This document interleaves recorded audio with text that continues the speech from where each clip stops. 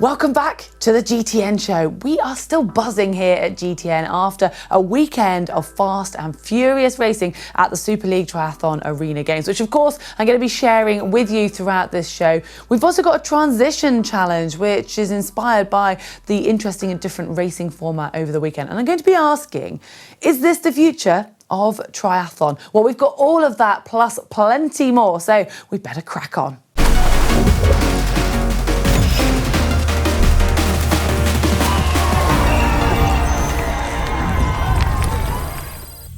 Last week, we mentioned how excited we were to be heading to London for the Super League Triathlon Arena Games. Thanks to Zwift, we got an access, all areas behind the scenes look, got to see the athletes, chat to them and watch the very exciting racing. Well, that is all in a video that came out yesterday, so if you've not seen it yet, go and check that one out. But beyond those impressive performances and exciting racing format, we were just excited to see the long course athletes come up against the short course athletes. Now, there was a lot of hype around Lucy Charles-Barkley making this sort of short course debut, and obviously it's in a different format, but she was coming up against the reigning WTS world champion Georgia Taylor-Brown, Sophie Colwell and lots of the other really fast, speedy ITU girls. On the men's side, we had Tim Don, Adam Bowden, George Goodwin representing long course athletes, and they were going to be racing the likes of Johnny Brownlee and Alex Yee.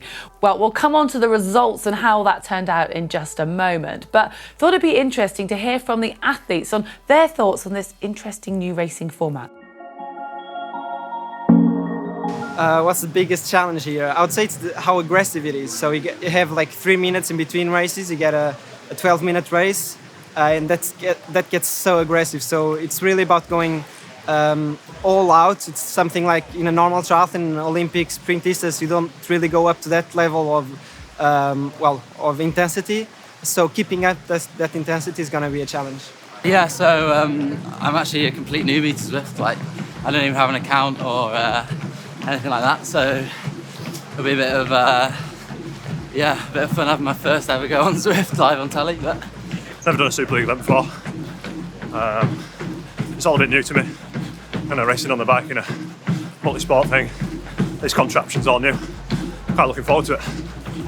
When you're on a curved treadmill, it works.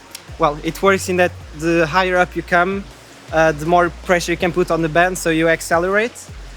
And that means that if you want to go fast, you have to accelerate all the time. So when you're running outside, you kind of accelerate and then just keep up the rhythm.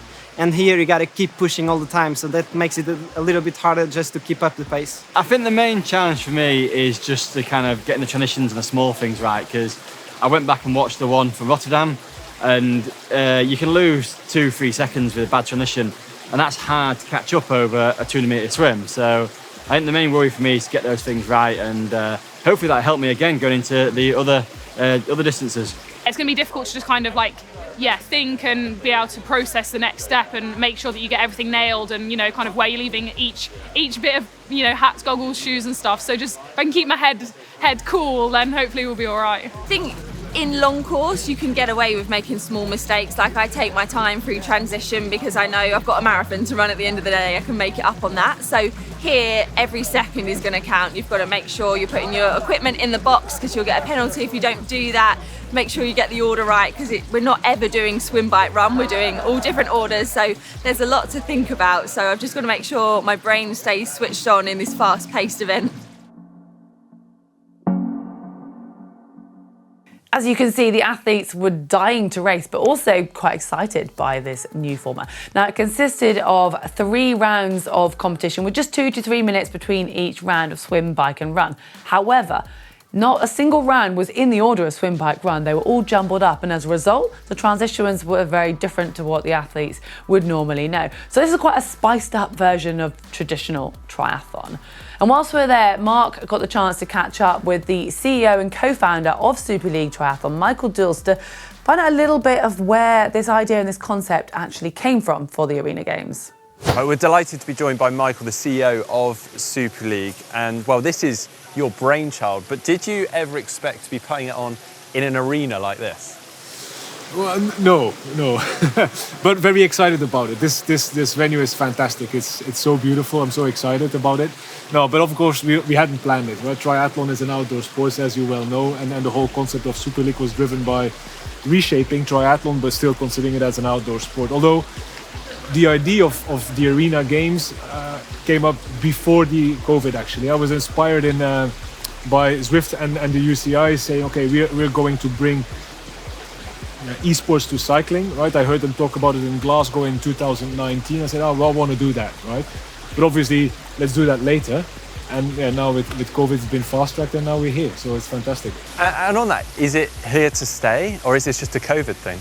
I think it's more than a COVID thing. It's a great concept. It's something different. We've gotten great feedback from athletes. Media is interested in it, so I think it's here to stay. This is obviously the second time we're doing it.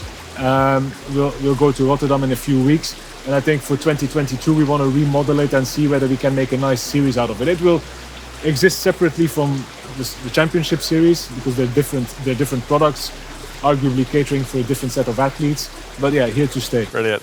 And also, I'm delighted to see that you've got para racing on here. Is that something you're hoping to build on and make bigger at these events? Yeah, yes, definitely. I mean, for Super League, of course, we started around the pros, and then we say, okay, you have the elite level, able-bodied pros. We always looked at how can we bring that down, because the pros are an inspiration, and they're an inspiration first to, let's say, youth and juniors, and then ultimately also bring in para. In our outdoor events, it's been a challenge. We've thought about it many times, but typically our courses are very, very narrow, very, very technical, which is a challenge for wheelchairs, athletes, etc. So when we came up with the Arena Games concept, we were like, okay, this is actually a great opportunity. And we were talking with the guys from the BTF, Johnny, and with Bas from NTB, who have some elite, very, very good para athletes. And they say, well, actually, we can make it happen. These guys use Zwift. These guys, I mean, they can adapt to make that happen. And obviously there was some concerns with guys who are running with blade on the curved treadmills and stuff like that. There was obviously concerns with the wheelchairs and how to integrate this. But yeah, we made it happen with the collaboration of the inside of BTF and NTB, and it's here. I'm so excited to see that grow and where that can go. And finally, actually, you may not be allowed to say this, but do you have any predictions on the race for today? I have a lot of predictions. No, I think, look, it will be slightly different, right? We've implemented a couple of new rules in the sense that you have to wear shoes. I think last year, Jonas did very, very well, right? And was in the battle for the win in the last stage, but he took smart advantage of the no shoes is allowed rule. And what's your reasoning behind bringing it back in? Yeah, it's a safety, and I think transitions need to play a role, right? And we always say, I mean, we've actually seen with Super League as a whole that the eye for detail and the focus that an athlete puts into transition becomes more critical. I was in Abu Dhabi 2018 now, and I looked at Super League athletes doing a transition in a WTS race and how much better they came out of it, and then were better positioned in the pack, let's say the bike, right? And by allowing them not to wear shoes, there's actually no technical thing anymore, right? They just jump off and on. And it undervalues the aspect of a transition, of that focus, of an athlete being able to, well, bike at the time, jump off, have to change something and be fully focused again. So I wanted to bring that back, right? And ultimately you have it, I mean, we're swimming with goggles and with caps on, We're cycling with cycling shoes and with a helmet normally. So to skip the run transition and have absolutely nothing was a bit too empty. So, yeah. Brilliant. Well, thanks ever so much. With Michael talking so much about the importance of transitions, we thought we'd have an in-house competition. Now, Michael mentioned how the run transition, the athletes had to actually put shoes on and weren't allowed to run on the treadmills barefoot like they had been previously. And the same went for the swim. They had to wear a hat and goggles. And if you watched the event, you would have seen that quite a few valuable and significant seconds were won or lost at this transition moment when they are having to make sure that their hat and goggles were on securely enough to survive the dive and 4 lengths of the pool and still be on their head when they got out, but also doing all of that whilst out of breath from the previous round and trying to do it as quickly as possible. So that got me thinking. Well, you might have noticed, well, you would have noticed that I'm here today filming on my own. Mark's not in the set. That's because Mark is somewhere out on a mountain in Wales having a bit of fun. No, seriously, he is out there filming with some of the other presenters from our sister channels. And I think he might have taken a swim hat and a pair of goggles with him for a little bit of a transition challenge in between the bike challenges that they've been up to. And I am dying to see how they got on. Well, yeah, I'm out here with the GTN, GMBN and ENVE channel today doing a bit of a challenge. Now, I did want to get them involved in our little challenge with the swim cap and goggles. However, when I presented them some swimming equipment, they all seemed to scarper, so it's just me. Hopefully that will suffice. I'm interested to see how quickly I can do this because I've never actually been that quick. So here we go. 3, 2, 1, let's go. Hat on, goggles, wrong way round. And I'm away. That's pretty good. I'm pleased with that. Super League standard. Some impressive efforts from the guys there. The bar has been set high. It probably means, though, it is now my turn. And I am just going to say beforehand, one little excuse, hair. Yeah, I need to actually find a hairband here because this is going to slow me down. The guys don't have this issue. So yeah, give me some leeway. All right. And I haven't practiced, as you can probably tell.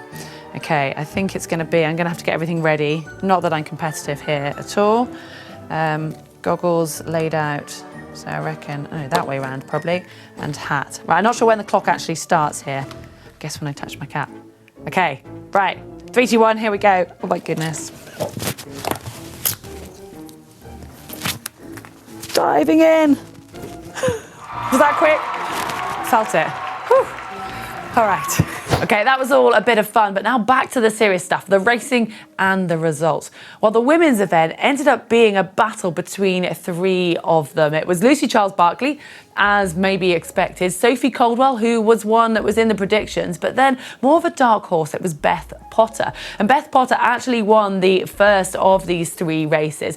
It finished on the bike, but she had a very strong run, which got her the lead, and Sophie and Lucy working together didn't manage to close that gap. But round 2, it was Lucy Charles-Barclay who was back in front, and she took the win. Beth Potter actually finished 3rd in that one, and Sophie Caldwell was 2nd, which meant going into the final round, those 3 girls were all on 18 points, and it was going to be the winner of the final race that won overall. And the final race finished on the run, and it was Beth Potter who used this to her advantage, and she managed to take the overall win. But Lucy Charles-Barclay, representing long course athletes, finished 2nd in her debut at this short distance racing, and then Sophie Caldwell managed to hang on and get 3rd overall. So it was incredibly exciting. Now the men's race was less clear, and it was really came down to that final event. So I'm actually gonna have to look because there was so many different contenders in there. So Visco Velasco, who was one of the favourites, looked like he was really going to be hard to beat because he went out and got the win on the first round. Well, he actually faded after that and ended up overall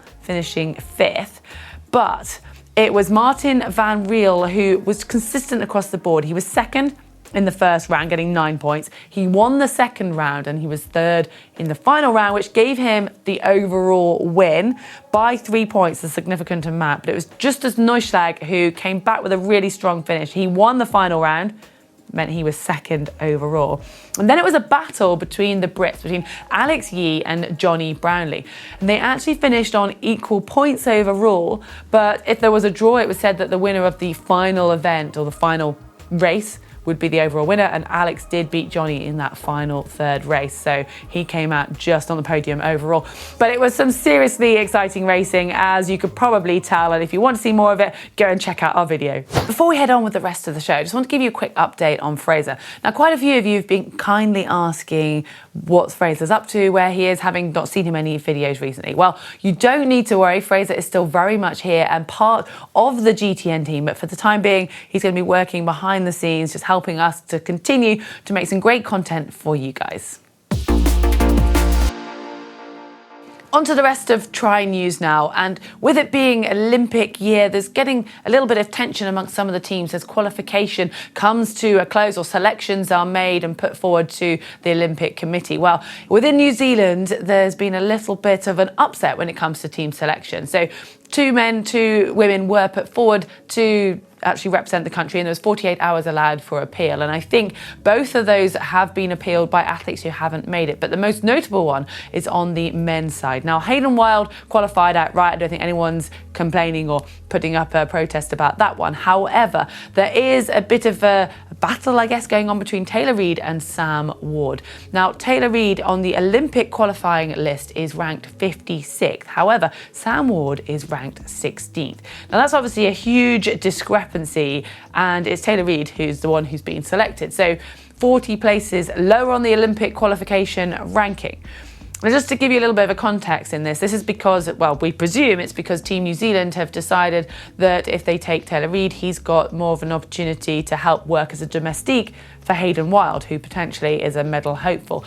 And they are potentially saying that Sam Ward isn't actually a potential on his own, but as a result might not want to work as a domestique. And this opens up a whole can of worms, because these athletes are funded to try and win medals for their governing body, for the federation in New Zealand in triathlon. But this is the Olympics. Should not be the best athletes going to represent their country at the Olympic Games?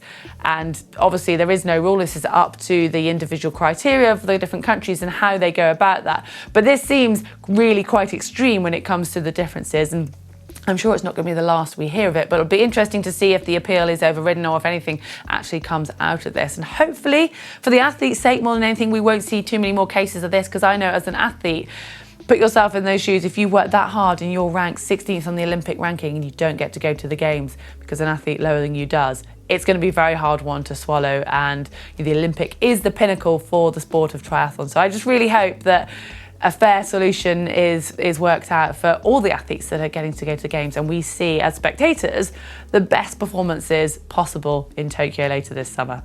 And now on to longer distance racing, as Ironman have just announced that Lahti in Finland is going to be the host of the 2023 70.3 World Championships. So this is quite exciting. It's a town in southern Finland. Apparently it's a flat and pretty fast course, but this town is used to hosting cross-country skiing competitions and is a bit of a mecca for sports. So I'm sure it'll be a great venue for athletes to go and compete at, with the bonus of it being a potentially fast course. And it's just great to see it back in Europe. Yes, I'm a little bit biased, obviously, being European, but we last saw the championships in Europe in 2019 in Nice in France, and before that it was 2015 when they were held in Zell am See in Austria. Well, coming up, obviously, we've got the 70.3 champs this year going to be in Utah in the USA, and then the following year they're going to be in New Zealand. So it'll be the year after that they come back to Europe. On with some tech news now, and you probably associate ENVE with wheels.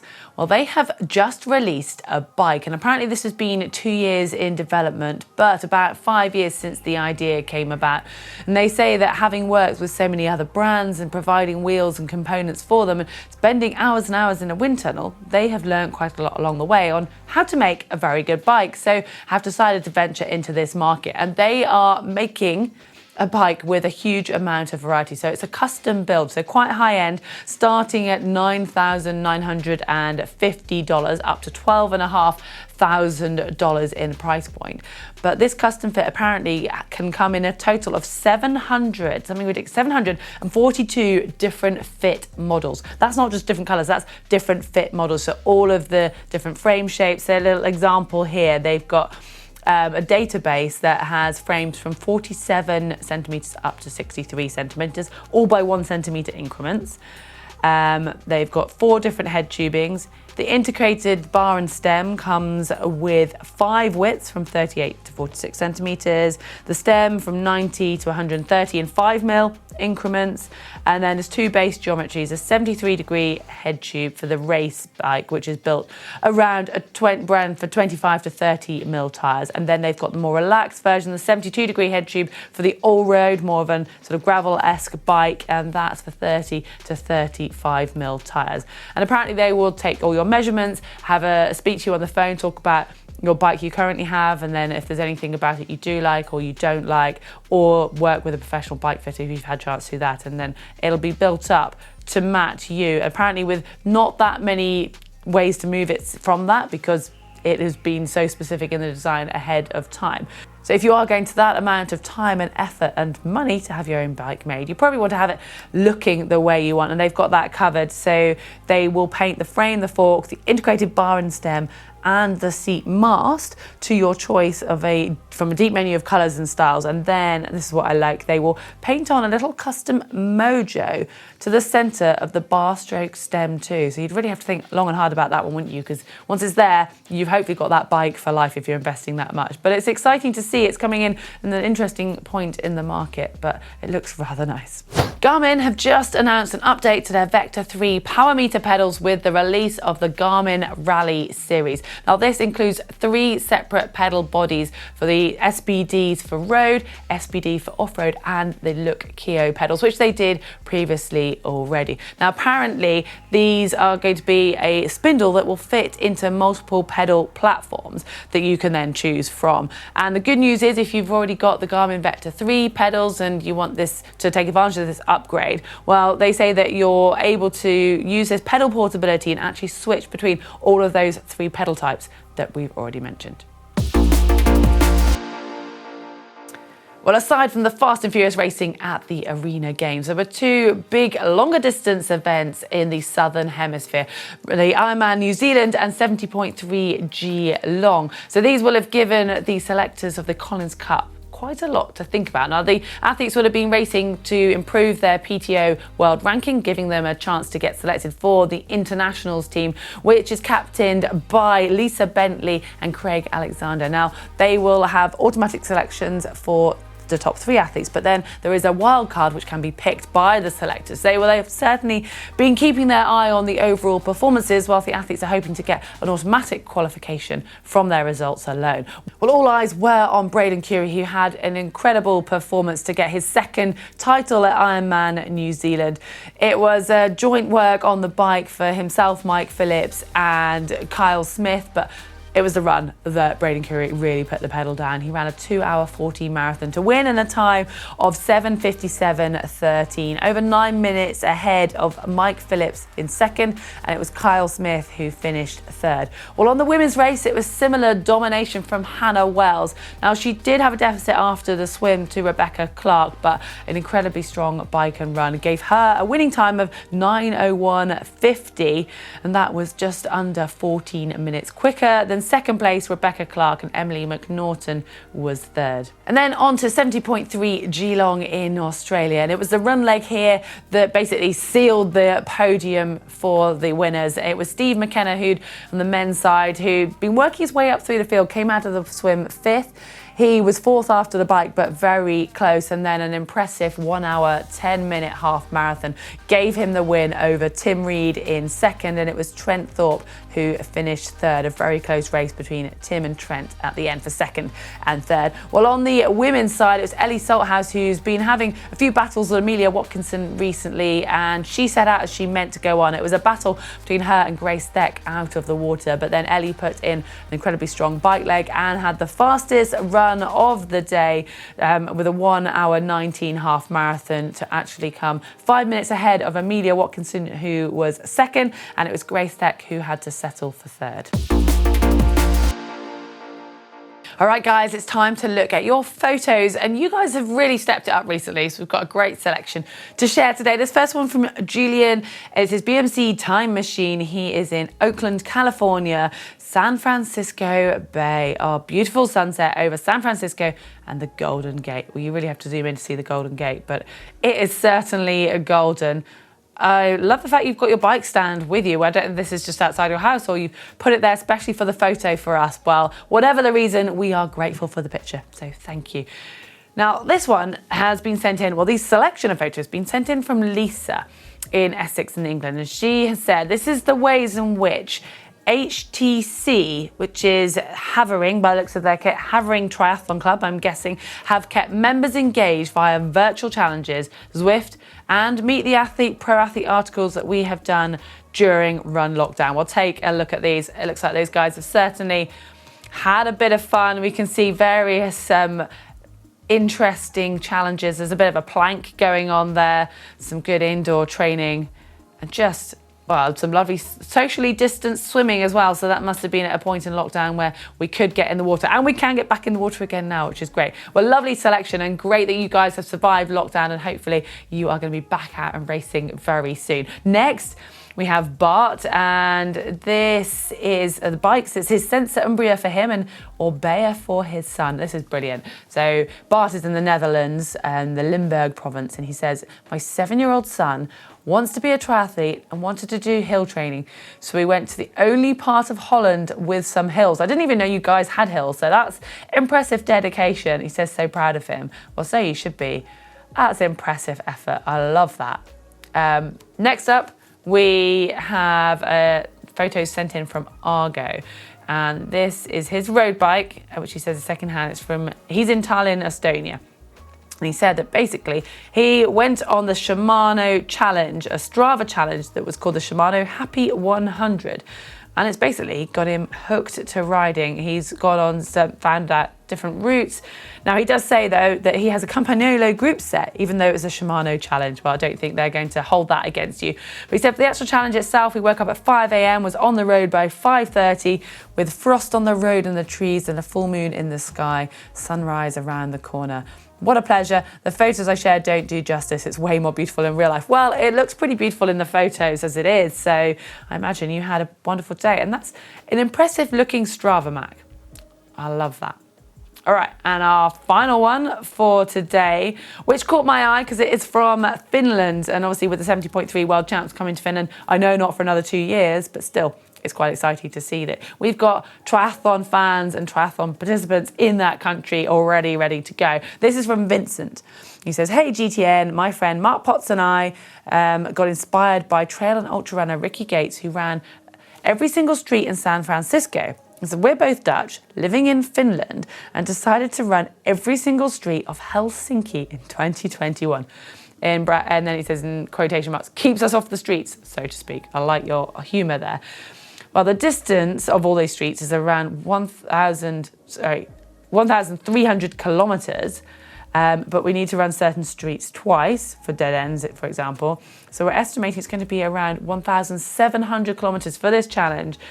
Currently run 20% of the streets until today and have made many positive surprises in neighbourhoods that neither of us would have visited otherwise. And the pictures are from a national newspaper that got word of our story and decided it's front page worthy. Oh, I love this. Hope with this message we inspire others to take on a challenge in their own city. You'd be surprised at how many new places you'll discover. Yeah, I bet there's some places that you maybe don't want to discover, but also some beautiful ones. Well, that's a really fun challenge, but a pretty big, epic challenge as well. Congratulations to you guys for doing that one. Well, we've had a great selection today. If this has inspired you to share what you're up to, please do using the uploader that's on screen, also in the description below. Onto the Caption competition now, and last week we had this picture from the World Championships Winter Triathlon. And we've got a few runners up. First up, William Chang. No one told me that these space tyres would make me feel like I was in space. Now this is as a result of us talking about space tyres last week, if that one is lost on you. Len Wittrop with this next one. You know it's cold in a race when you fall off your bike and your form doesn't change. Yeah, true, although it probably wasn't that cold there. There wasn't actually that much snow in the end, was there? Next, Patrick Kavanagh. When my bike chain breaks for the 10th time. Yeah, I think you might be tempted to throw your bike on the floor if that happened, wouldn't you? And then it was really close between these final two. But the last runner-up is Travis McGarry, practicing my Lucy Charles dismount. Now this one needs a bit of an explainer because if you didn't watch Lucy Charles racing at Challenge Miami, wasn't it? Where she laughed about it herself, so I think we're allowed to talk about this. She basically came to dismount her bike and she fell over. So yeah, I liked that one, but I thought maybe it was a bit too mean to have as our winner. So this week, the winner is James Simmons with, they call it Cross Triathlon. For a reason. I love that one, James. Congratulations. Get in touch and we will get a GTN cap sent out to you. And then for this week's Caption, we have this picture of Mark, who is putting the Super League Arena Games winner Martin van Riel through his paces. Well, do have fun with that one. Let your imagination flow and share your comments or your caption suggestions in the comments section below. We've also got, on a more serious note, a UCI time trial bike up against a triathlon bike. Another one which I am dying to watch. And now I would say spring is officially here. We've turned into summertime, according to the clock changes, and it might be time to get yourself some new kit ready to go outside. Well, the GTN shop has got a spring sale with up to 40% off selected items, including the fan kit jerseys, bib tights and bundles, plus some of our pro team kits. So I would recommend going to check that out before that ends. Well, hopefully you've enjoyed this week's show. Give us a like, and remember you can subscribe by hitting that globe if you haven't done so yet. And in case I haven't mentioned it enough, there's a video you might want to take a look at. That is our behind the scenes look at the Super League Triathlon Arena Games. You can find that on screen now. And you can also find a video looking at how to stop your goggles falling off, which might be useful for some of those guys at Super League.